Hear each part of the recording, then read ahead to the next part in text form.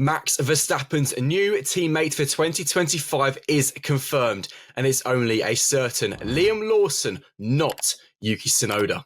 From Racing News 365, my name is Nick Golding, and I'm delighted to be joined once again by lead editor Ian Parks for another special F1 update. Ian, we alluded after the Perez video that we were expecting more announcements very, very soon.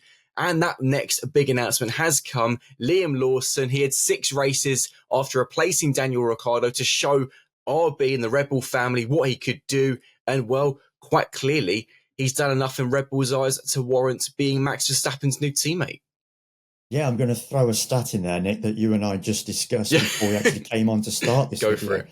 Because Liam Lawson has actually beaten Max Verstappen. Why? How, you ask? Because he is the, how you put it, Nick, the driver with the fewest starts for the sister team before getting promoted to Red Bull. Now, I think you said, now Liam has had 11 Grand Prix starts. Yeah. He had 5 last year, as in 2023, and then 6 this year, 2024. Max Verstappen, it took him 23 starts with the sister team before he got promoted. So there you go. Liam's beaten Max to something. So that's not a bad start to his Red Bull career, is it? Anyway, on a more serious note, yeah, I mean, look, Christian Horner has said it already that Liam faces a daunting task, quote unquote, in being Max Verstappen's teammate. We've seen what it's like for teammates in the past. Daniel Ricciardo, Pierre Gasly, Alex Albon, and of course, Sergio Perez. Just how difficult it is, because Max is, without a shadow of a doubt, one of the greatest drivers of his generation, alongside Lewis, of course. And so for anybody going up against Max in the opposing car, it's going to be a really, really difficult situation for that particular driver. Why Liam after 11 Grand Prix, not Yuki after 4 seasons with a sister team? Apparently Christians describe it as a tight call between the two, but they just felt that Liam had that little something extra in their eyes compared to Yuki. You know, Yuki, for me, deserved his promotion after all this time. You know, he sat there patiently waiting in the wings. You know, he's had 4 seasons of watching Sergio Perez drive alongside Max, and you would assume after that 4 seasons, this would be his opportunity. But no, Red Bull has decided instead, after just 11 Grand Prix, that Liam Lawson will be Max Verstappen's team. Yeah, and I do want to mention Yuki because actually, as you mentioned there, he's now done 4 seasons with the sister team, and actually in 2023 and 2024 has showed considerable improvement. If you're Yuki, you've got to now be thinking, I'm never going to get this promotion. You know, what more is there I can do? Win races in a sister team car? Yeah. I mean, it's going to be very, very difficult now for Yuki. Yeah. Where does he go after this? We know he's got this season coming up, 2025, with Racing Bulls. And I'm going to give him the proper moniker now, Racing Bulls. I'm not going to call them RB anymore from this video onwards, because that is the name that the team has decided to go with for 2025. So Racing Bulls just sounds so much nicer, doesn't it, than RB? That was part of the confusion as well, Mick, just to add a little extra line that, you know, in sitting down with Peter Bayer, the Racing Bulls CEO, at the end of the season, for many people describing them as RB, there was a bit of confusion. Was that the sister team? Is that Red Bull? Anyway, moving on, I just wanted to throw that in there. For Yuki, as I say, he's got next season with Racing Bulls, and he's going to be looking at that now and thinking, unless Liam majorly cocks up in 2025, what are my options for 2026? Because let's say Liam falters like Pierre Gasly did over the first half of his season with Red Bull, that led then to Alex Albon being drafted in. Let's see that scenario unfolds. Then that's the only way I can see Yuki finally getting that seat at Red Bull, because, you know, it's a very, very difficult situation that, as I say, Yuki now finds himself in. Liam has got this opportunity to prove himself, and we've just discussed the daunting task that is required. And so for Yuki, as I say, he's got 2025 and he's going to be looking at things going into 2026 and thinking, do I need to get out of here? Mm. Because if Liam does perform to a reasonable standard, then more than likely Liam will get a contract extension for 26, and that will keep Yuki yet again out of the picture.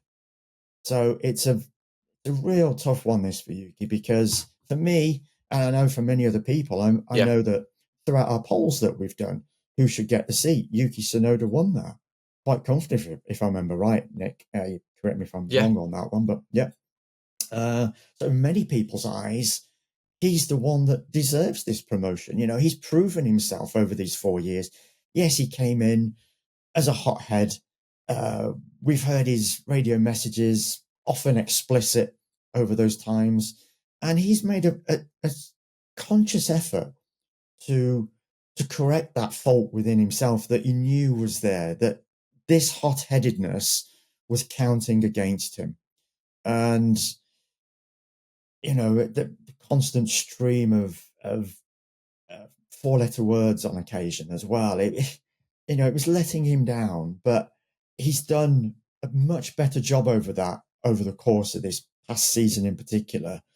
And he's proven himself to be a consistent performer as well. Yet here he is, finding himself once again left on the sidelines of a Red Bull promotion. So he's going to be looking at his future next season, you've got to assume, wondering, where should I be in 2026? What's really interesting as well, going back to a stat you said, obviously, that we found about Liam, is Red Bull has always had this strategy prior to Perez of promoting young drivers. Obviously, Vettel was kind of the first, then obviously you had Daniel Kvyat, Daniel Ricciardo. I get this right. Yeah.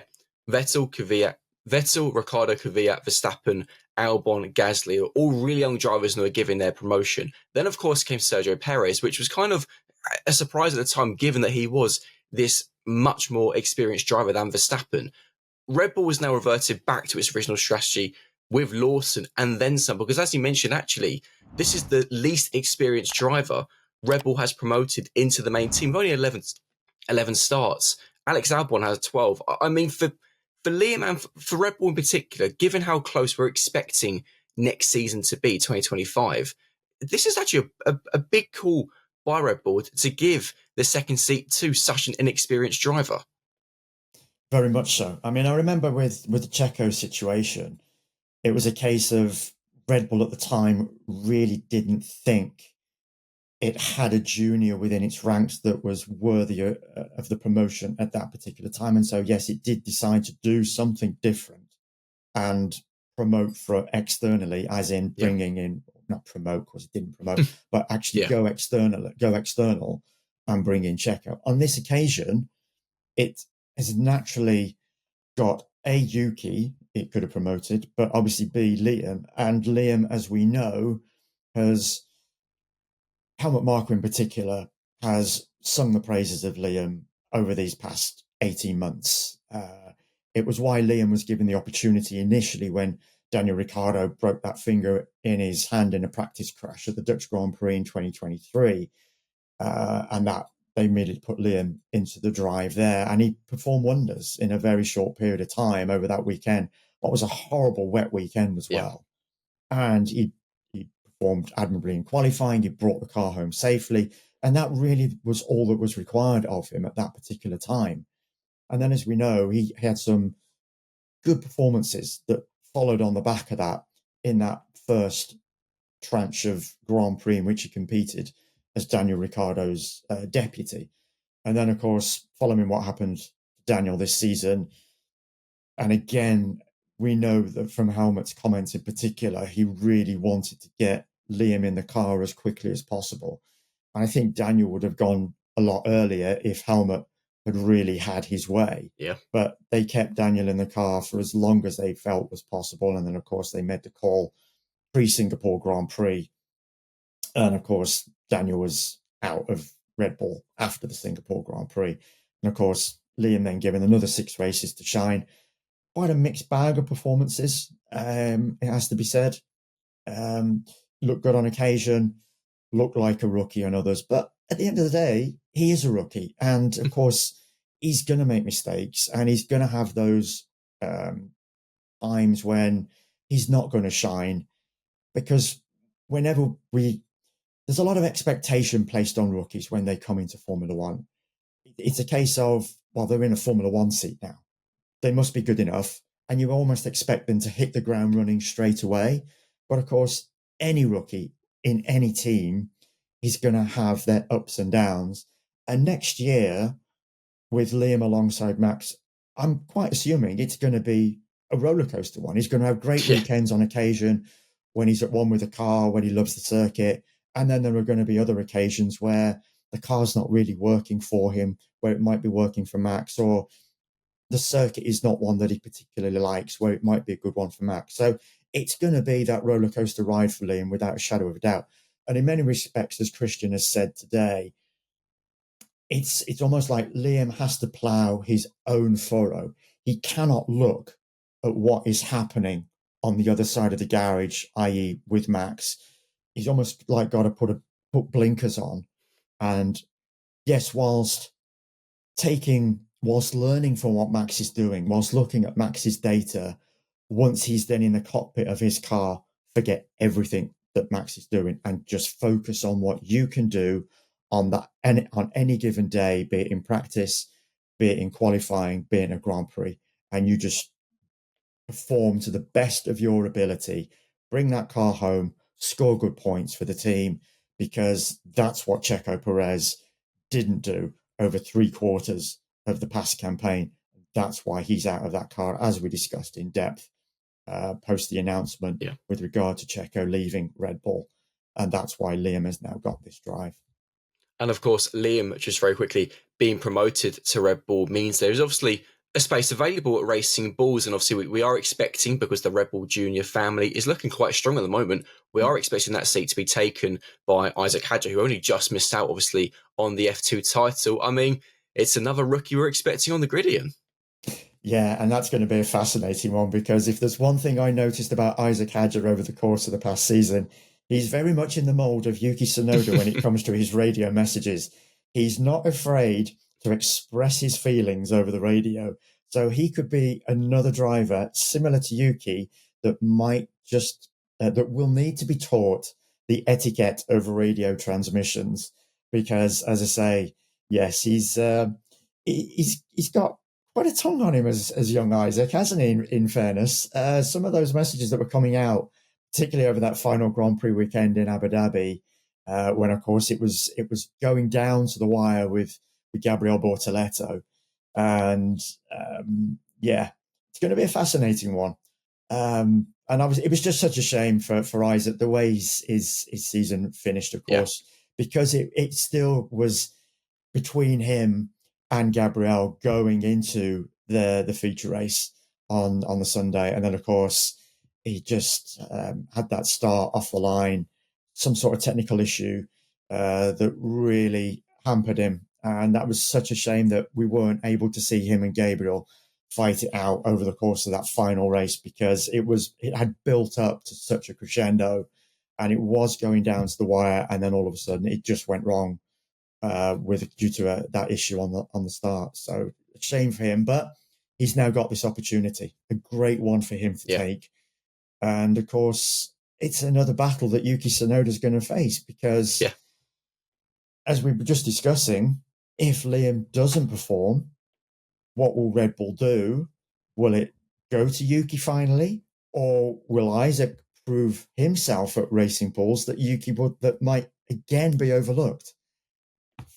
It's a big picture it's a big picture that Red Bull is facing over the course of this next 12 months. So a great picture in many respects. You know, we've waited so long for these announcements to come through, and here we are. They finally have, and now we're going to get our driver lineup fully and officially confirmed with the announcement about Isaac on Friday at whatever given time. So a lot of rookies now in Formula One in 2025. Fascinating picture. Indeed, and of course, for those who are watching this F1 update, be sure to let us know your thoughts on Lawson's promotion and Hadjar's expected promotion in the comment section below, as well as that smash the like button, subscribe to the channel, and in particular subscribe if you want a chance of being involved in our F1 Christmas prize giveaway, where we are giving away some awesome F1 prizes. Do not miss out. Just subscribe to the channel to have a chance of winning. Ian, amazing stuff. As always, for myself and Ian, I'm expecting you won't see another F1 update before the end of the year, but you'll see us in the latest episode of the Racing News 365 podcast, the final one of 2024 on Monday. See you later. And Nick has promised it's going to be a very special one, so stay tuned for that, folks. Fun stuff planned. As always, brilliant. Look forward to it, Nick. Take care, folks, as always.